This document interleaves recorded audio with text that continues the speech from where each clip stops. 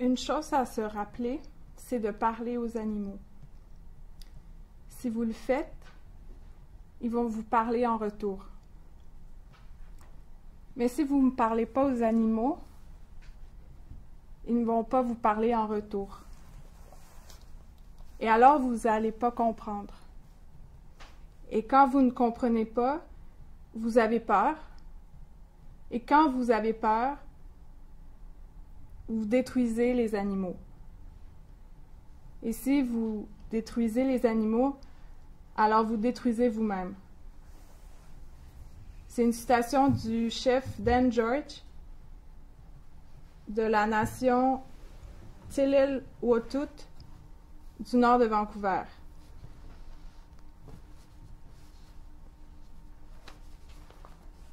C'est également la citation du livre de Marty Crump,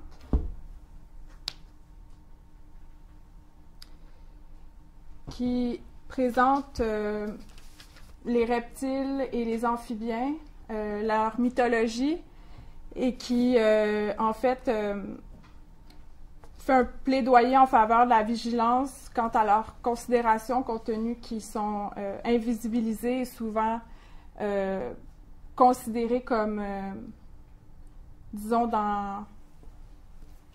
Il faudrait que je fasse un dessin, là.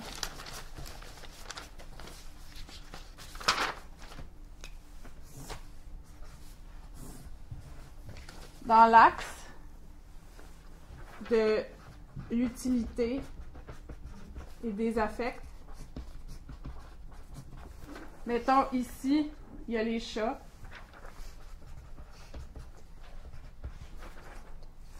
Ici, il y a les serpents. Puis d'autres amphibiens et reptiles. Donc, en considérant que les affects influencent la façon dont les politiciens et les politiques vont procéder à des mesures de protection,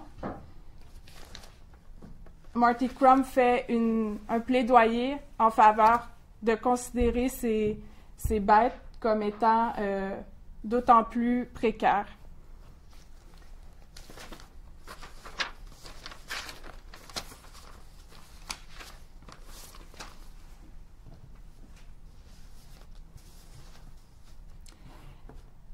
J'aimerais vous dire bonjour et j'aimerais dire bonjour également à toutes les couleuvres de la grande région de Montréal qui sont présentement en train de se réveiller dans leur cycle naturel.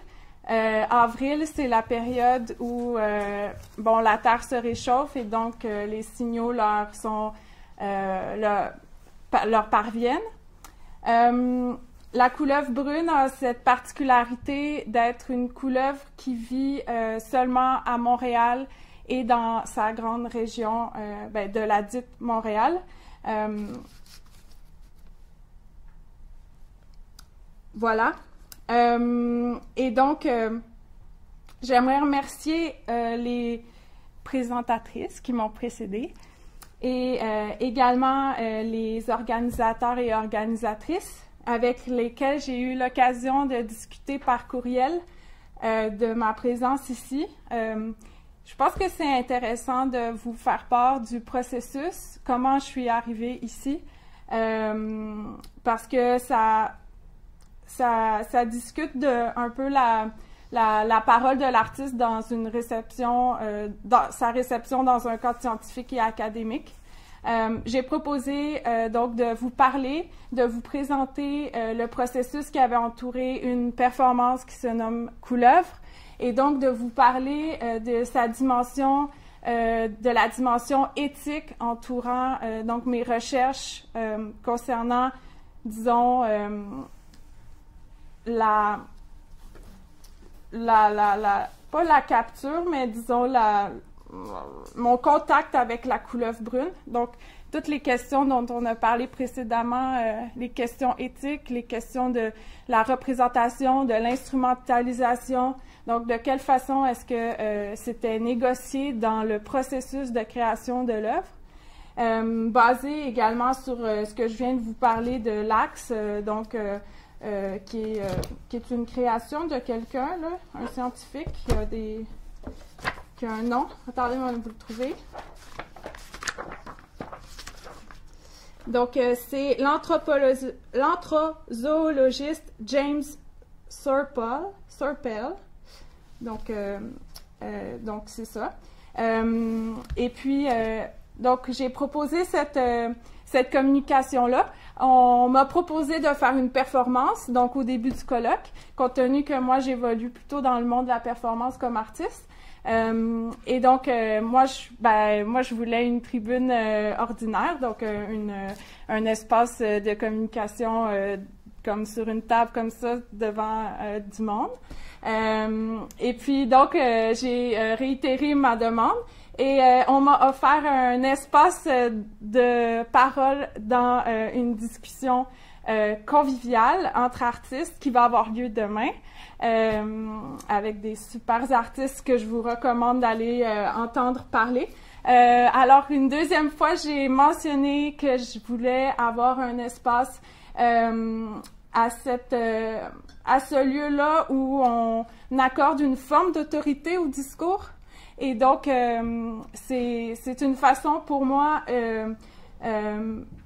de prendre une parole qui met de l'avant aussi différents types de méthodes.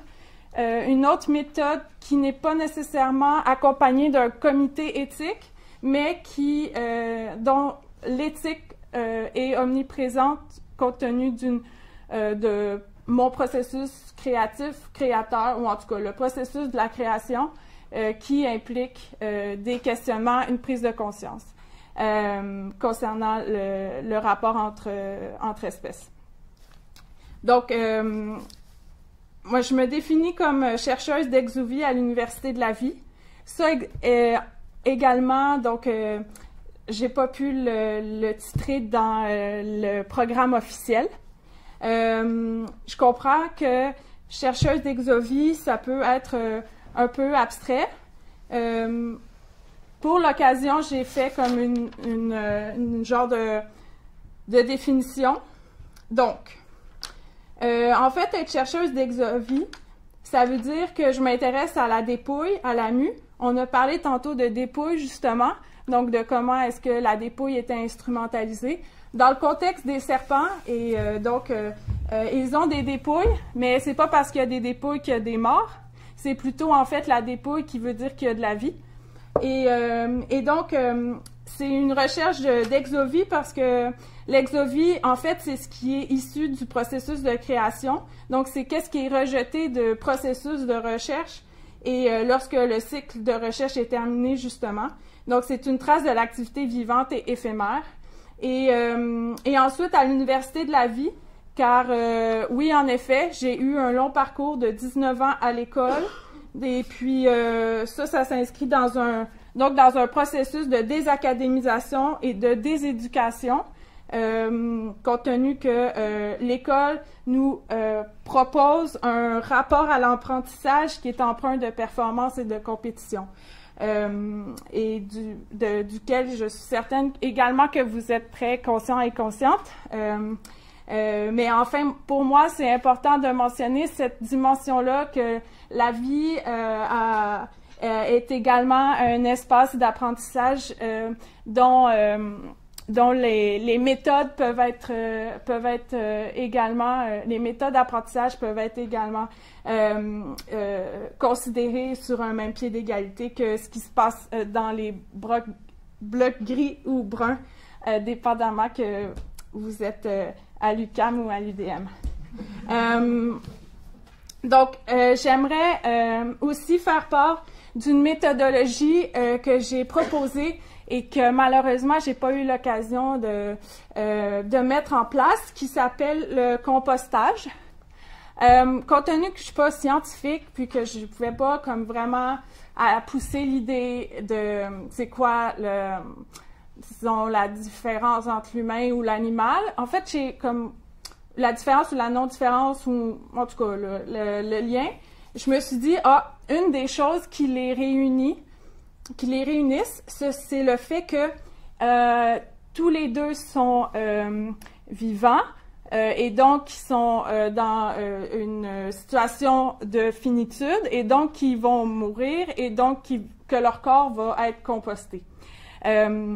Et donc, je me suis dit, mais voilà un bon lien avec un article que je viens de lire, la compostabilité pour un écosystème de projets vivaces. Et alors, ce lien fort d'Adam, m'a permis d'imaginer, en fait, parce que c'est un excellent texte là, qui est publié le 4 mars 2018 par Romain Lalande et Laurent Marceau, qui parle, en fait, de la compostabilité des idées. Et les deux premiers paragraphes, je vais vous les lire, ça vaut la peine. Donc, emballage, meubles, téléphone, ordinateur, gadget. Chaque objet qui nous entoure est consommateur de ressources naturelles. Le temps où nos créations donnaient lieu à des déchets capables de se décomposer est maintenant loin derrière nous. Problème. Lorsque l'on produit des objets trop complexes pour se recomposer d'eux-mêmes, nous accumulons de cette technique qu'il nous faudra un jour assumer.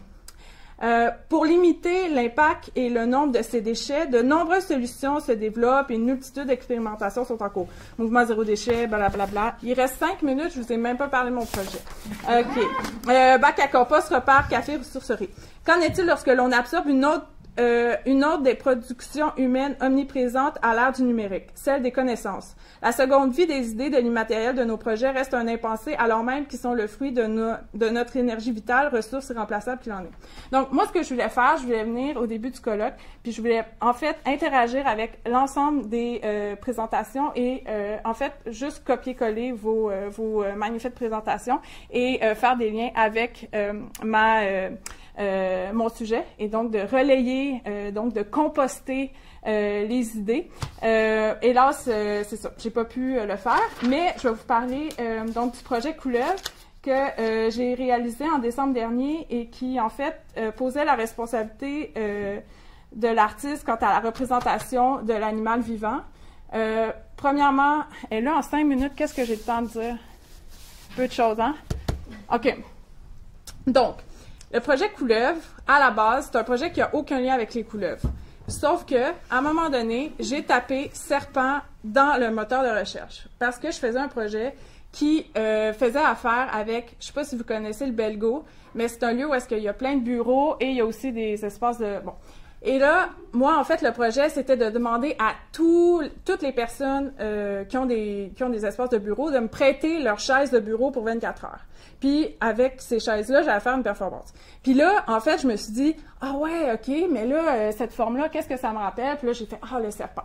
Fait que là, c'est bien anecdotique, sauf que c'est comme ça des fois que ça commence. Fait que là, j'ai tapé serpent, puis qu'est-ce qui est sorti dans les actualités? Ce sont des gros titres comme Attention aux couleuvres brunes, La force de la couleuvre brune, La nouvelle vie des couleuvres brunes de Turcot, L'habitat des couleuvres brunes disparaît à vue d'œil. Donc là, à partir de ces articles-là, j'ai commencé à fouiller un peu qu'est-ce qui se passait avec la couleuvre brune, parce qu'il y avait comme un issue. Et donc là, en fait, j'ai découvert, comme je vous ai dit au début, que la couleuvre brune avait, j'attends le petit carrier, là, avait une situation précaire, c'est-à-dire que c'est une couleuvre qui est sans statut. Ce qui nous fait aussi écho à des conditions également de d'autres espèces, de d'autres personnes aussi. Donc, c'est un animal qu'on pourrait dire indigène de Montréal et qui se situe donc qui habitent des endroits en friche, donc les endroits qui sont post-industriels et qui tranquillement voient leurs habitats disparaître. La grosse affaire incroyable avec cette espèce-là, c'est que lorsque les biologistes s'en mêlent, il y a des changements qui peuvent arriver, comme dans le cas de l'échangeur Turcot, où est-ce que c'est un peu David contre Goliath, c'est-à-dire le ministère des Transports contre quelques biologistes de la Ville de Montréal, où, en fait, il y a eu une quarantaine de couleuvres qui avaient été répertoriées à un moment donné, au bas de la falaise Saint-Jacques. Et là, quand le ministère des Transports a dit « on reconstruit l'échangeur Turcot », et bien là, les biologistes ont sonné l'alarme et ont dit « attendez, nous, on a répertorié des couleuvres ». Fait que là, à ce moment-là, il y a eu, en fait, une bataille pour dire « bon, ben, est-ce qu'on considère ou non les 40 couleuvres ». Et là, ce qui est arrivé, c'est que oui, en fait. Ils ont considéré les 40 couleuvres, parce que là, ça paraît un peu mal de ne pas le faire quand tu es un ministère. Et donc, ce qui est arrivé, c'est qu'il y a eu 70 couleuvres. Ouh, il me reste une minute, merci de conclure. OK. Donc, bref. Savoir ce qui est arrivé avec ouais, c'est ça, hein? Je vous tiens. OK. Bon. Fait que là, ce qui est arrivé, c'est qu'ils ont répertorié finalement, il y a eu comme trois moments. Il y a eu en 2011, 2013, 2015. Ils ont fait des inventaires. Donc, c'est Amphibia Nature. Patrick Gallois, donc quelqu'un que j'ai rencontré, qui m'a raconté cette histoire-là, donc un biologiste. Et donc, le processus, c'est de répertorier, ensuite de relocaliser, de capturer et de relocaliser les couleuvres brunes. Donc, ça a été fait. Et il y a d'autres environnements au Québec, à Montréal, où est-ce que ça se fait, comme par exemple, si vous habitez à Verdun, il y a une nouvelle plage. Ben, il a fallu également qu'ils le refassent là, parce que c'était un des endroits prisés par la couleuvre brune. Donc, en bref, si, mettons, je résume, là, pour faire le projet, j'ai commencé par comme tomber sur des actualités.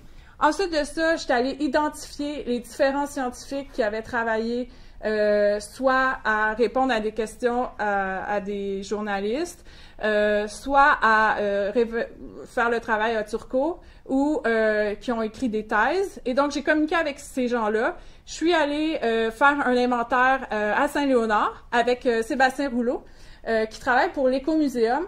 Note en bas de page, si vous voulez aller voir des animaux de la vallée du Saint-Laurent, je vous conseille le Zoo Écomuséum, qui est à Sainte-Anne-de-Beaupré, de Bellevue, et qui a donc tous les animaux, ou tout ou presque, et qui se pose cette merveilleuse question, et on conclura là-dessus, dans la section médiation, qui se pose cette fameuse question, mais comment ça qu'on existe, nous, un zoo?